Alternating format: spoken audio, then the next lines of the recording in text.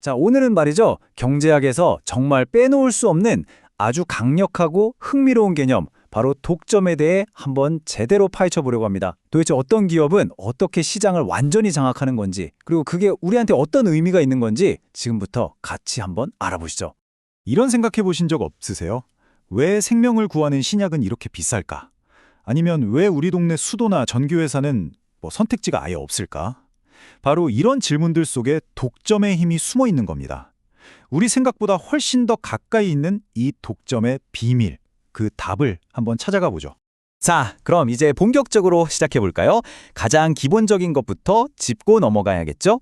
우리가 그냥 독점 이렇게 쉽게 말하는데 과연 경제학에서는 이걸 뭐라고 정의하고 있을까요? 모든 걸 지배하는 단 하나의 판매자, 그 정체가 뭔지부터 한번 들여다보겠습니다. 핵심은 바로 이거예요. 보통 경쟁 시장에 있는 기업들은요, 시장이 정해준 가격을 그냥 받아들여야 해요. 이걸 가격 수용자라고 하죠. 근데 독점 기업은 차원이 다릅니다. 얘네들은 가격을 직접 정할 수 있어요. 가격 결정자인 거죠. 이 힘을 바로 시장 지배력이라고 부르고요. 모든 이야기는 바로 이 차이에서부터 시작됩니다. 아니 그럼 이런 생각이 들잖아요. 왜 어떤 시장은 다른 회사들이 못 들어오는 걸까요? 다른 회사들도 들어와서 같이 경쟁하면 좋을 텐데 말이죠. 그 비밀이 바로 진입 장벽이라는 거에 있습니다. 말 그대로예요. 새로운 선수들이 경기장에 들어오지 못하게 딱 하고 막아서는 거대한 벽 같은 거죠. 이 진입 장벽이라는 것도 종류가 크게 세 가지가 있어요. 첫째, 핵심 자원을 그냥 혼자 다 가져버리는 거예요. 드비어스가 전 세계 다이아몬드를 꽉 잡고 있었던 것처럼요. 둘째, 정부가 만들어주는 장벽도 있어요. 예를 들어 신약 개발하면 특허를 줘서 한동안 다른 회사는 못 만들게 하잖아요. 바로 그런 거죠. 그리고 마지막으로 자연 독점이라는 게 있는데요. 이건 우리 동네 전력회사 생각하시면 돼요. 애초에 한 사람이 하는 게 훨씬 싸게 먹히는 그런 사업들 말입니다. 자, 이렇게 아무도 못 들어오는 시장에서 혼자 남게 된 독점 기업. 과연 이들은 어떤 힘을 갖게 될까요?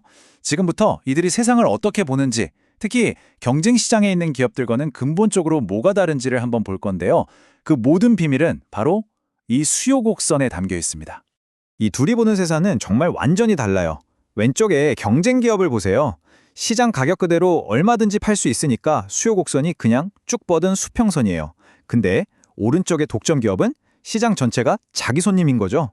그러니까 물건을 하나라도 더 팔고 싶으면 어쩔 수 없이 가격을 내려야만 해요. 그래서 수요 곡선이 저렇게 아래로 쭉 내려가는 모양이고요.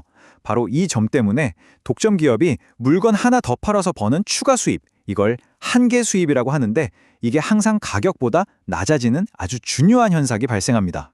아니 근데 왜 한계 수입이 가격보다 낮아질까요? 이게 좀 헷갈릴 수 있는데 한번 이렇게 생각해 볼게요. 여기 독점 카페가 있다고 쳐요. 커피를 딱 한 잔 더 팔고 싶어요. 그럼 어떻게 해야 할까요?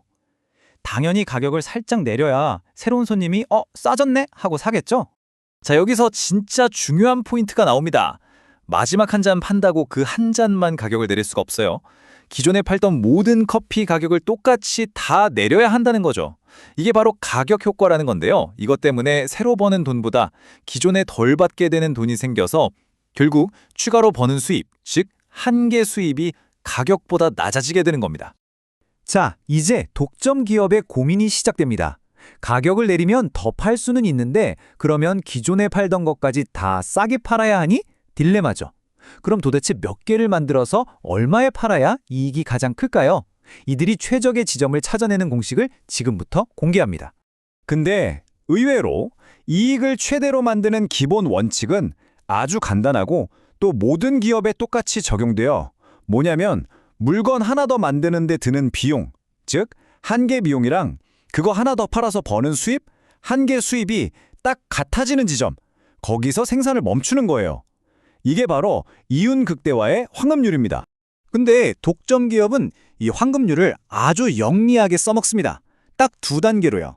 먼저 1단계, 생산량을 정해요. 어떻게?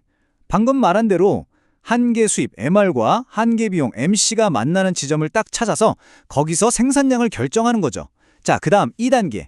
이제 가격을 정할 차례인데 이 생산량을 팔기 위해 사람들이 얼마까지 낼 의향이 있는지 저 위 수요 곡선을 쭉 따라 올라가 보는 거예요. 그리고 바로 그 지점, 소비자가 낼 수 있는 가장 비싼 가격을 책정해버리는 겁니다. 자, 여기까지 보면 독점 기업은 정말 영리하게 돈을 버는 것 같죠? 근데 이게 왜 문제가 될까요? 이야기의 클라이맥스입니다. 독점 기업이 자기 이익만 챙기는 게 왜 우리 사회 전체에는 손해가 될 수 있는지 한번 들여다보겠습니다. 이 둘의 결과를 한번 비교해 보세요. 왼쪽, 경쟁 시장은 어때요? 가격이 거의 생산비 수준까지 떨어지니까 필요한 사람들은 웬만하면 다 살 수 있고 사회적으로 딱 좋은 양만큼 생산이 돼요. 모두에게 좋은 거죠. 근데 오른쪽, 독점 시장은요. 기업이 이윤을 남기려고 가격을 생산비보다 훨씬 높게 받아버리니까 너무 비싸서 사고 싶어도 못 사는 사람들이 생겨요. 결국 사회 전체적으로 보면 생산량이 너무 부족해지는 겁니다. 경제학에서는 바로 이 비효율을 사중손실이라고 불러요. 이게 그냥 독점 기업이 돈 많이 버네 배 아프다 이런 문제가 아니에요.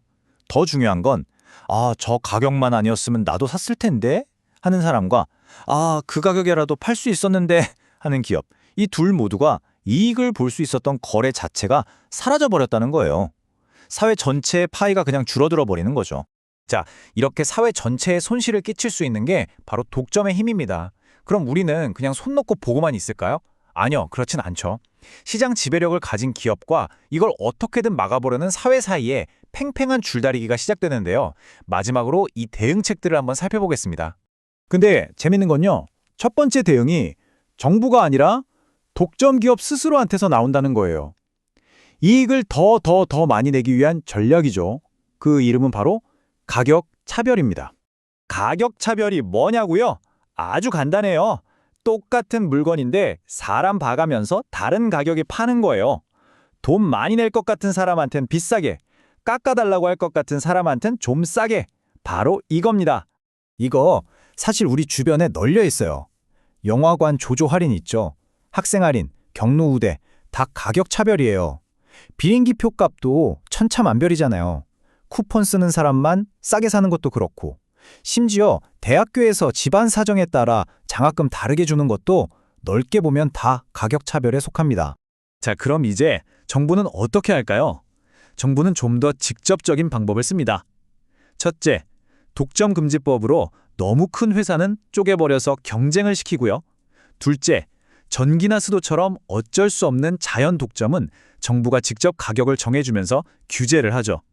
그리고 마지막으로 아예 우체국처럼 정부가 직접 운영해버리는 공기업화도 하나의 방법입니다. 물론 말처럼 쉽지는 않겠죠. 이 모든 정책들이 다 단점이 있어요. 정부가 규제하면 비효율이 생길 수도 있고 공기업은 제대로 운영이 안 될 수도 있잖아요. 그래서 가끔은 차라리 그냥 내버려두는 게 낫겠다고 판단하기도 합니다. 정부가 개입해서 망치는 것보다 그냥 두는 게 더 나을 수도 있다는 거죠. 마지막으로 이 점은 꼭 기억해 주셨으면 해요. 우리가 책에서 배우는 것처럼 완벽하게 혼자인 순수 독점은 현실에 거의 없어요. 하지만 몇몇 기업이 시장을 나눠 먹는 과점이라든지 자기들만의 독특한 기술로 시장 지배력을 갖는 경우는 이건 뭐 아주 흔하죠. 중요한 건 이런 경우에도 오늘 우리가 본 독점의 문제점들, 즉 가격은 비싸지고 사회적으로는 손실이 생기는 문제가 똑같이 나타난다는 겁니다. 그렇다면 진짜 우리가 던져야 할 질문은 뭘까요? 독점이 존재하느냐 마느냐 이게 아니라 도대체 얼마만큼의 시장 지배력이 과도한 것인가? 바로 이겁니다. 혁신을 이끈 기업에게 보상을 해주는 것과 모두를 위한 공정한 경쟁 환경을 만드는 것, 이 둘 사이의 아슬아슬한 균형점을 어디서 찾아야 할지, 이게 바로 오늘날 우리 경제가 풀어야 할 가장 큰 숙제가 아닐까 싶습니다.